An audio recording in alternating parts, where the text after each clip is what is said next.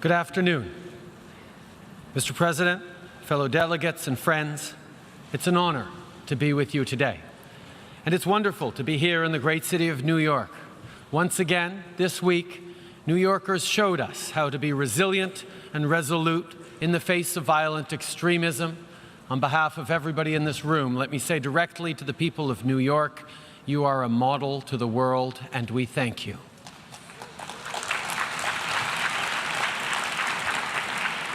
Exactly 1 year ago, Canada was in the middle of a long and closely fought election campaign.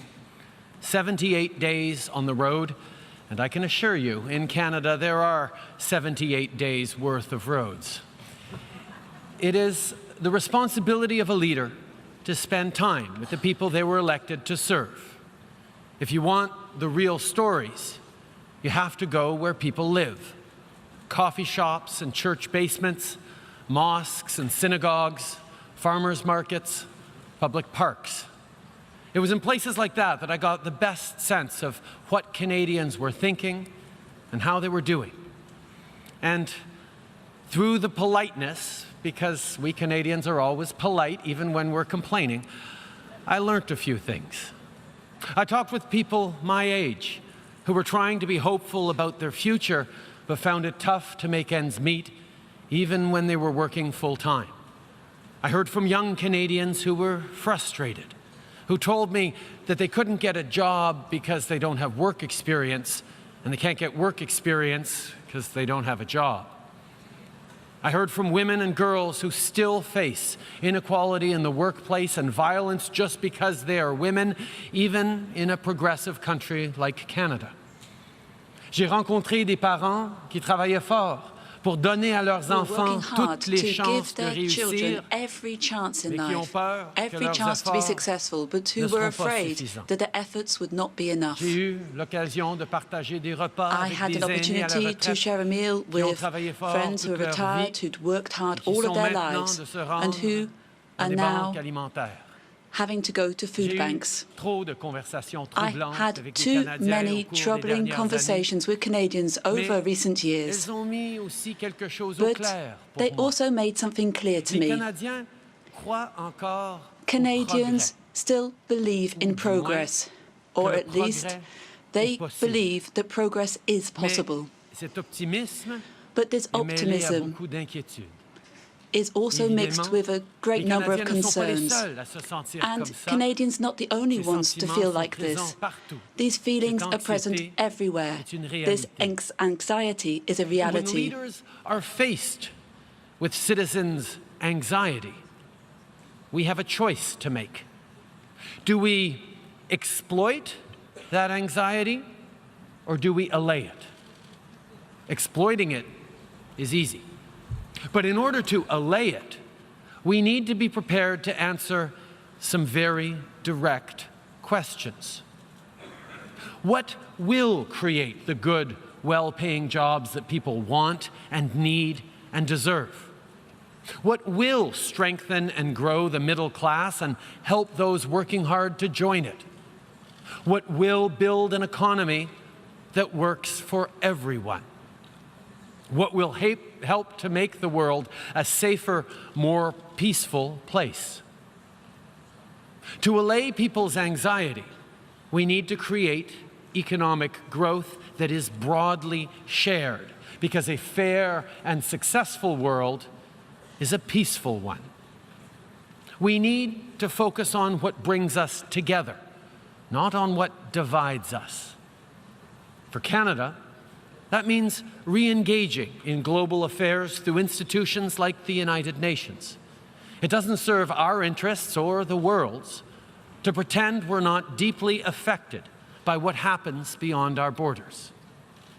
Plus tôt cette année, nous avons aidé à négocier Early on this l'accord year, de we Paris helped sur les to changements negotiate climatiques. the Paris Dans le Climate Change cadre de notre Agreement, engagement à sa mise en œuvre, and we're nous avons committed annoncé to que le implementing it, Canada and we announced that investirait Canada will invest $2,65 milliards sur 5 $2.65 ans million pour over financer la 5 years croissance to propre finance et à faible clean émission growth de carbone with dans low les carbon pays en emissions développement. in developing Dans le countries, but d'aider à promouvoir with a la paix et view la to sécurité dans les helping to promote zones peace and touchées security par in those l'instabilité, zones which are affected by instability, we have reasserted our support for NATO, and we have committed ourselves to increasing Canada's role within the peacekeeping operations of the United Nations.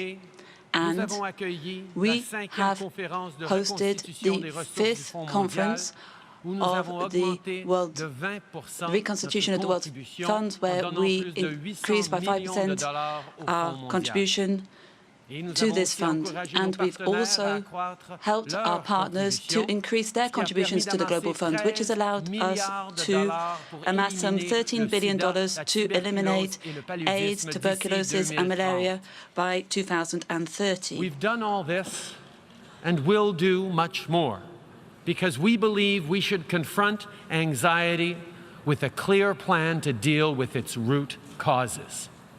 And we believe we should bring people together around shared purposes like the UN Sustainable Development Goals. Because what is the alternative? To exploit anxiety? To turn it into fear and blame? To reject others because they look or speak or pray differently than we do? You see, in Canada, we got a very important thing right. Not perfect, but right. In Canada, we see diversity as a source of strength, not weakness. Our country is strong not in spite of our differences, but because of them.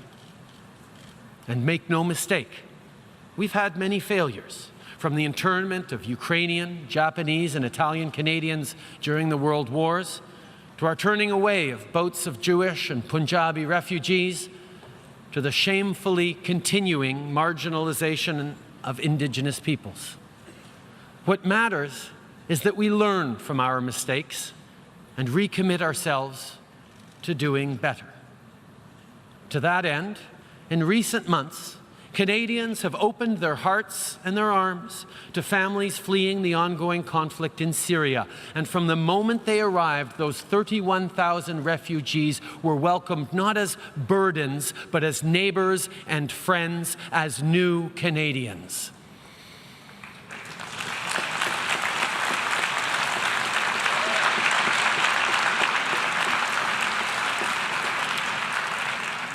Cet effort a rassemblé les Canadiens. This effort has brought together Canadians in an almost unprecedented way. The government has been working with business people, with committed citizens, with civil society to assist the new people coming to our country to adapt themselves to their new country. But our efforts will only be successful once these refugees have been well established as full members of the Canadian middle class. And I want you to know that this objective is one which is within our grasp, not because of what we have done, but because of what these people are bringing themselves. Refugees are people with the same hopes and dreams as our own citizens. But while our people have felt anxiety, Syrians faced catastrophe. Do you want to know where the Syrian middle class is? Well, they're living in refugee camps in Turkey, Lebanon, and Jordan. They're moving across Europe looking for a place to set down roots, to get their kids back into school, to find steady work, and to become productive citizens. Refugee camps are teeming with Syria's middle class. Doctors and lawyers, teachers and entrepreneurs. They're well educated, they work hard, they care about their families, they want a better life, a safer and more secure future for their kids, as we all do. So when I say that I hope that Syrian refugees that we welcomed will be soon able to join our middle class, I'm confident that we can make that happen, and we'll do it by offering them the same things we offer to all our citizens: a real and fair chance at success for everyone.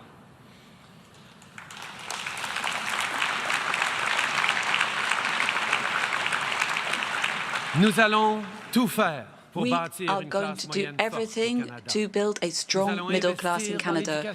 We are going to invest in education because that will give the coming generations the necessary tools to make a contribution to the global economy and to be successful. We're going to invest in infrastructure because that will create good jobs which are well paid for the middle class, and that will contribute to making our community one of the best places to live and work and invest.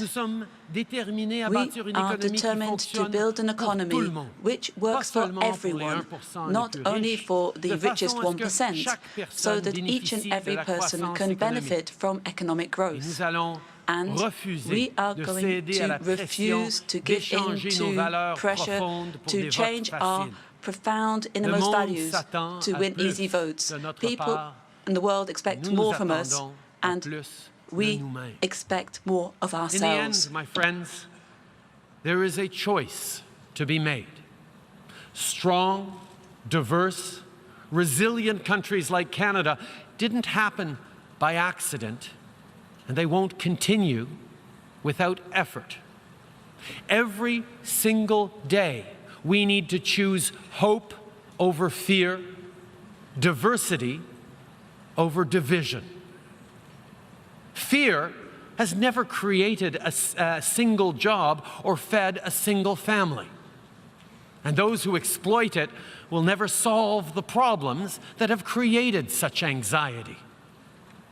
Our citizens, the nearly 7.5 billion people we collectively serve, are better than the cynics and pessimists think they are. People want their problems solved.